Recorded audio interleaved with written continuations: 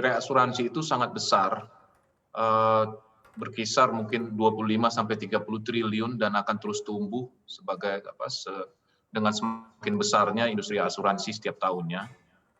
Nah, kita harus ingat bahwa pemerintah dan OJK telah memberikan keleluasaan kepada sektor industri asuransi dan reasuransi dengan terbitnya POJK Retensi Nasional di tahun 2004 yang lalu. Artinya sampai hari ini itu sudah lebih dari 10 tahun kita diberikan kesempatan untuk mempersiapkan industri reasuransi dalam negeri. Walaupun kita sebagai industri reasuransi sangat mengharapkan agar regulasi ini tetap berjalan seperti apa adanya, namun memang kita dapat memahami bahwa pemerintah dan OJK memperhatikan keseimbangan perekonomian global, di mana memang tekanan dari dan permintaan dari partner-partner ekonomi Indonesia meminta agar sektor reasuransi ini dibuka kembali. Jadi apa yang terjadi selama 10 tahun terakhir ini, POJK 14 kalau nggak salah, tahun 2004 kalau nggak tidak salah saya, itu telah berhasil Mbak Alin untuk meningkatkan retensi nasional. Dari yang sebelumnya itu retensi dalam negeri itu hanya sekitar 30%-an, itu sampai pada posisi 2018 yang terakhir, itu telah mencapai lebih dari 50%, 50 sampai 55%. Artinya retensi nasional telah meningkat sebesar 20%.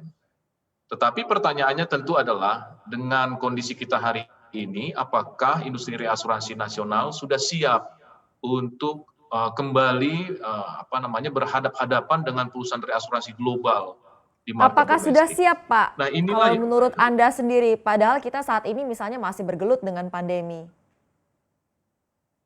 Ya, dari segi kapital jelas belum, Mbak Alin ya. Kapital perusahaan reasuransi lokal bahkan Indonesia Re saja yang paling besar itu masih di bawah 5 triliun ekuitas kita. Sementara untuk bisa berkompetisi secara baik dengan perusahaan reasuransi global, setidaknya harus punya modal sekitar 350 juta dolar atau sekitar 7,5 triliun. Nah, itulah sebabnya mengapa dan juga kapasitas dan kapabilitas yang harus ditingkatkan. Salah satunya adalah perusahaan reasuransi lokal ini sebaiknya, kalau mau tidak dibilang seharusnya memiliki rating internasional, selain rating-rating yang juga dikeluarkan oleh pemerintah nasional lokal. Nah, inilah PR Mbak Alin untuk industri reasuransi nasional ini, yaitu meningkatkan kapasitas dalam bentuk permodalan tentunya yang pertama, dan tentu yang kedua adalah kekuatan risk management yang ditandai dengan rating internasional. Oke, terkait dengan permodalan ini, apa yang bisa dilakukan, Pak?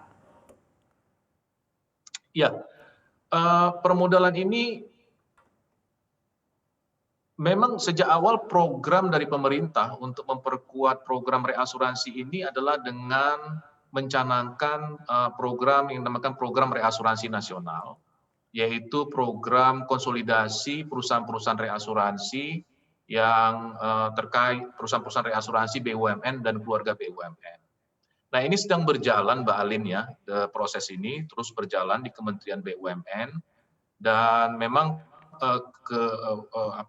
menjadi salah satu fokus prioritas kementerian untuk menciptakan ekosistem asuransi dan reasuransi yang sehat dan kuat di Indonesia. Indonesia Re sendiri saat ini untuk permodalan seperti yang Mbak Alin bisa dapatkan dari laporan publikasi kami, kita itu telah menerbitkan mandatory convertible bond hampir 1 triliun yang sudah kita perpanjang 2 kali sebelumnya, sebagai komitmen kita untuk memperkuat permodalan kita.